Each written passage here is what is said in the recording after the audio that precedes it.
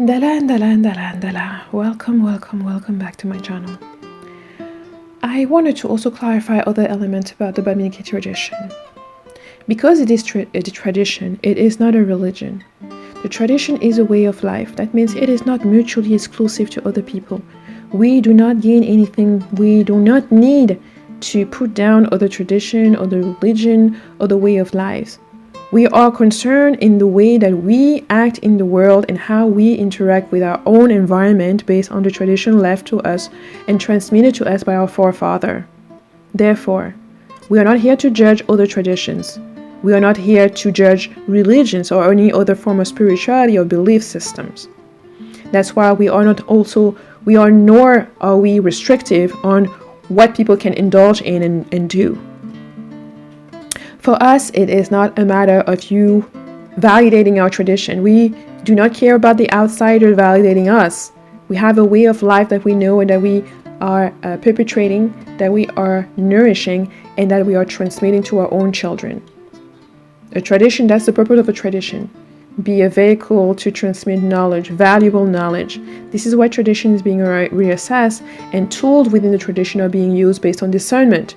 It is not a mechanical thing. We are not repeating things over and over without meaning behind them, without intention, without feeling, without the energy that is required in order for it to remain alive. This is not a dead spirituality. This is not a dead religion where we aimlessly say things without taking responsibility for the action that we have. In our tradition, there is no savior. You are responsible for your thoughts. You are responsible for your action. You are responsible for your decision and the consequences of those decisions. And sometimes those consequences are so grand, so important that they even affect your children. There is no one that will clean up that mess for you. You have to do it for yourself. And if your forefather didn't do it, it's your responsibility to start doing it in your own life so that you don't reap the negative consequences of what they've done. So it's a complete different way of thinking. It is not just all about you and what you want. It's also about the environment that you are in and what that environment needs and how you fit in that environment and what is your place, what is your role, what are your responsibilities, your reward, your advantages. You are part of the ecology, you are part of this biodiversity, you are part of this system, you are part of this environment that is entrusted to you as a stewardship of nature, not to dominate it, but to be part and fully part of it. By understanding that life and death is part of it. It's not something that you want to stop, there's not something that you're running away from, and it's not something that you fear. The beginning and the end are things that are essential. If you look at nature, things die every day and new things grow. The same way people will leave and people will come. It's an essential part of nature. So there's no need for you to be reveling in your youth or putting the youth on a pedestal when we all know that you may be young, but you may be also stupid because you're learning with experience and that wisdom is acquired through experience. So the elders have a place. If you are 50, be proud of being 50 in your years of experience, because it is an age where you are now being called to transmit that knowledge and that experience. It's usually an age also for women that you enter menopause. Therefore, you're no longer there to bring children in this world. It's now time for you to transmit the knowledge that you've acquired throughout the years. This is why you have to understand that there are different phases in the life of a woman and the life of a man. And that as an elder, you need to take your place as an elder. You need to stop acting like a teenager or stop acting like a bride or groom when you are in a phase where you're supposed to be an elder. A guardian of knowledge. Someone who's there to provide and guidance for the youth. To be a model. And to be a voice of reason. To be a voice of experience. To transmit the wisdom and the knowledge that you've acquired throughout the years. And if you didn't acquire any or you didn't care about any of that, it isn't too late to begin. So, for those of you who see the similarities between the Bamileke tradition and yours, feel aspired. feel moved to keep on that path. And I know it's not easy every day to do the right thing.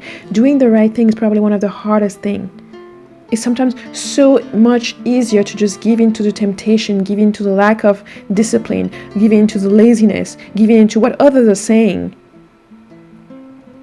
But deep down inside, for those of you who are called to that path of transformation, of growth, of spiritual maturity, you will know what the right thing to do is. And some of you will lose your sleep over not doing so.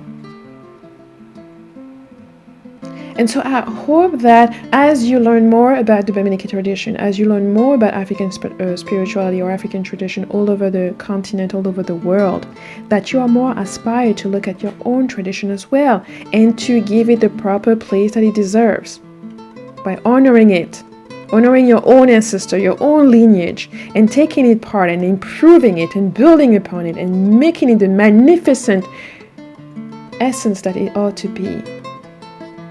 Wherever you are in the world, make that place the oasis that you need for you and your children.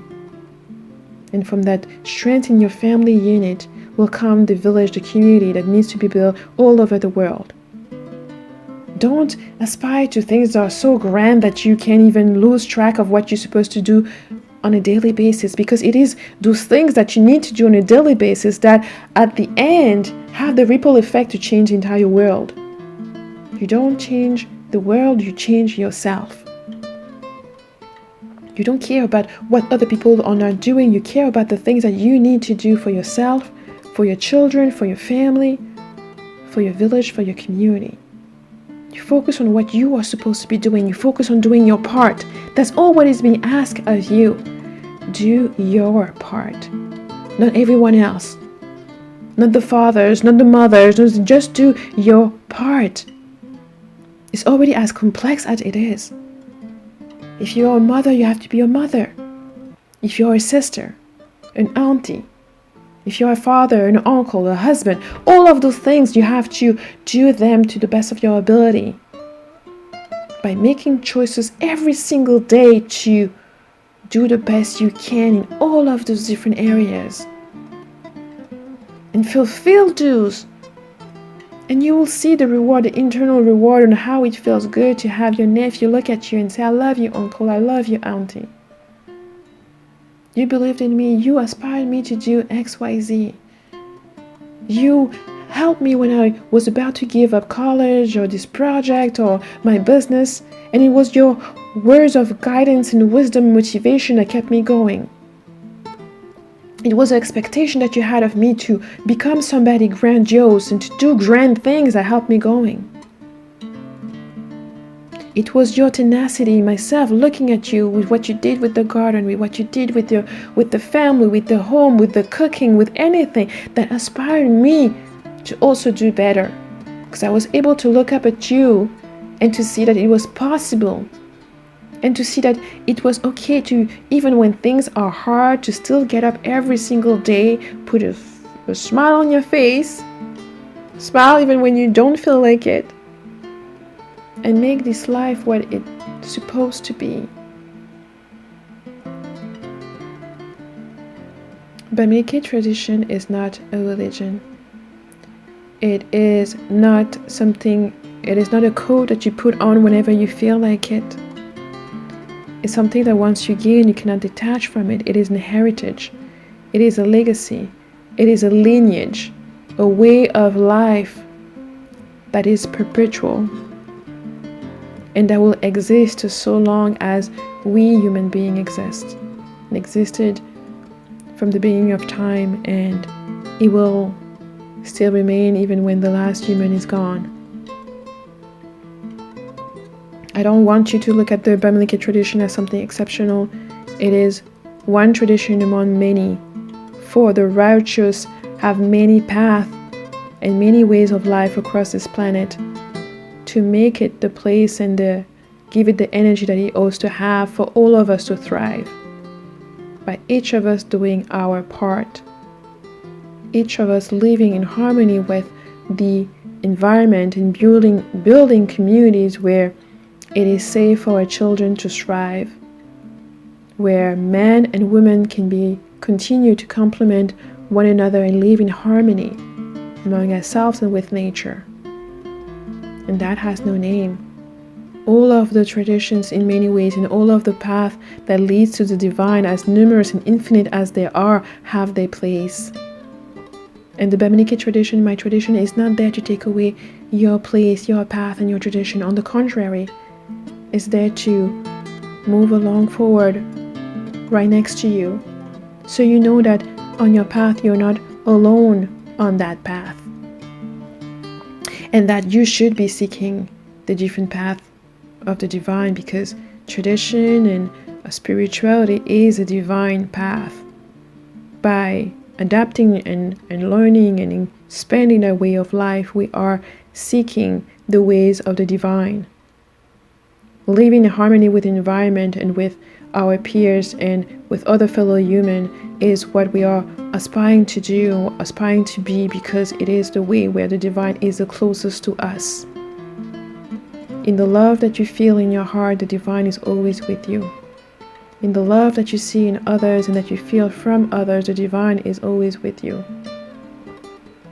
And it is an honorable task for you to aspire to not only keep receiving that love from others, but to give it away as well. And this is why you are a well of love, of infinite quantities. You can never give too much love. Just choose who you give to. Focus and support those who support you. Make room to expand and let the people that are supposed to be in your life come in. And know that no matter what challenges will be before you, with that support system, with your family members, your loved one, the people who support you, nothing is impossible. Nothing is impossible. And the only limit that you will have is those that you place upon yourself.